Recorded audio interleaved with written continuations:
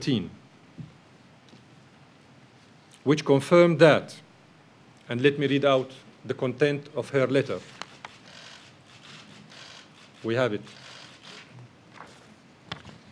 I quote, "I wish to confirm that the investigation mission will look at the specific incident brought to his attention, to the Secretary General's attention, by your government, and investigate the facts related to the reported incident on 19th March 2013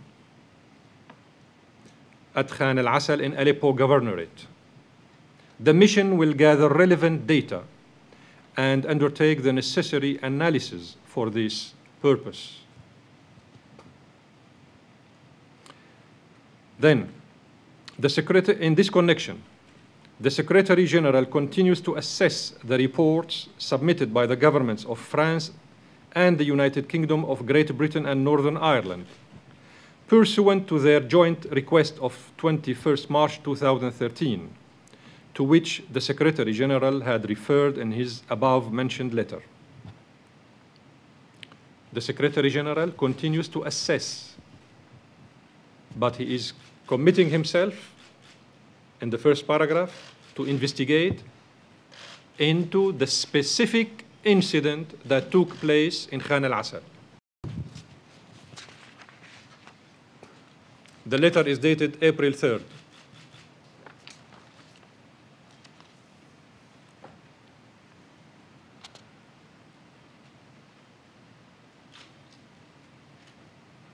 I would like also to read to you what is stated in our letter, dated April 4th, meaning one day after Mrs. Kane sent her letter on behalf of the SG to myself. In response to Mrs. Kane's letter mentioned above, in which we emphasized our agreement to what was stated in Mrs. Kane's letter, we confirmed in a written form in our letter one day after that we agree to what she mentioned in her letter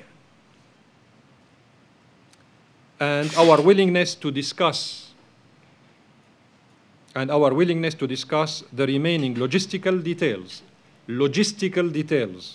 concerning the work of the mission in Syria. Indeed, a short discussion session was held to look into those technical details, logistical details. In the afternoon of April 4th. However, after the beginning of this session between my delegation and Mrs. Kane's delegation, Mrs. Kane and her team suggested that the discussions be postponed to the next morning in order to hold a long morning session to complete all the terms of the modalities, thus allowing for investigation mission to go to Syria as soon as possible.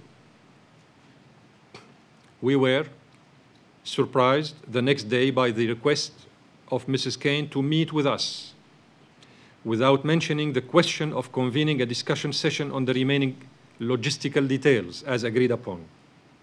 Mrs. Kane handed us a letter dated April 5th, which contains details that contradict with all what is stated in her previous letter of April 3rd and to all what we had discussed the afternoon of April 4th.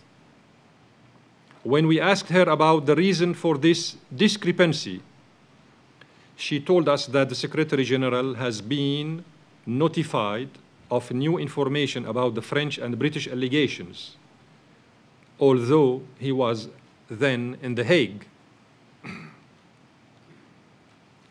It is surprising that the Secretary General had new information available to him in less than 24 hours on an incident allegedly occurred on December 23rd, 2012.